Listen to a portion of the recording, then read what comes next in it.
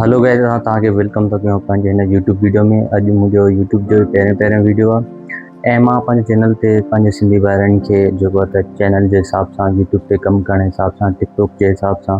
TikTok ते कमु कीअं थींदो ऐं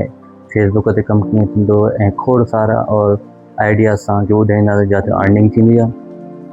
मां पंहिंजे सिंधी भाइरनि खे इहो ॿुधाईंदो हलुमि त मुंहिंजो चैनल हिकु जेको सोशल मीडिया ते कमु करण वारो भाउ आहे उनजे लाइ ऐं मुंहिंजे हिन चैनल खे जेको मुंहिंजो सिंधी भाउ चैनल बि अचे थो वीडियो ॾिसणु, मुंहिंजे चैनल खे सब्सक्राइब करे ऐं वीडियो खे लाइक करे ऐं प्यारो कमेंट्स लिखे।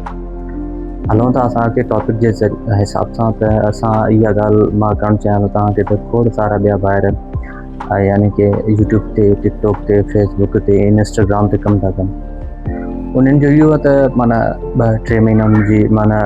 चैनल ते कमु कंदा आहिनि ऐं उहो चैनल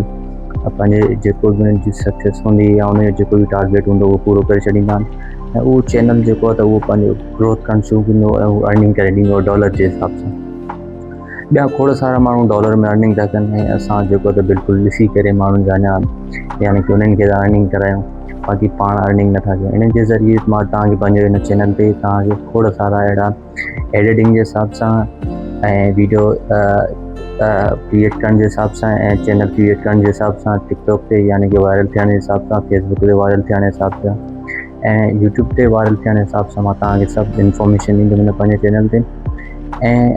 तव्हां सिंधी भाइरनि खे इहो ॿुधाईंदो हलां त मां घणो फेसबुक ते ऐं टिकटॉक ते बि कमु करणु तव्हांखे सेखारींदुमि, छो जो त अॼुकल्ह घणो इहो ई कमु थो हले। त अचो मुंहिंजा ॿाहिरि हलूं था मोबाइल जी स्क्रीन ते ऐं तव्हांखे हिन मां पंहिंजे पहिरें यूट्यूब जे पहिरें वीडियो में अॼु तव्हांखे पूरी इंफॉर्मेशन ॾींदुमि, छो जो त मुंहिंजा 3 चैनल आहिनि हिन यूट्यूब ते ऐं हीअ मुंहिंजो यानी कि मां 2 कमु कंदो आहियां, उर्दू में कमु कंदो आहियां चैनल ते ऐं हिकु ई मुंहिंजो सिंधी में आहे। ऐं मां सिंधी भाइरनि खे ॿुधाइणु चाहियां त यानी कि सोशल मीडिया तो अर्निंग कीअं कबी आहे, त घणो टाइम ज़ाया करण खां बाद में माण्हू पंहिंजो जेको अर्निंग करे। चलो हलूं था असां मोबाइल जी स्क्रीन ते ऐं तव्हांखे मां अॼु पंहिंजो यूट्यूब चैनल क्रिएट करण जे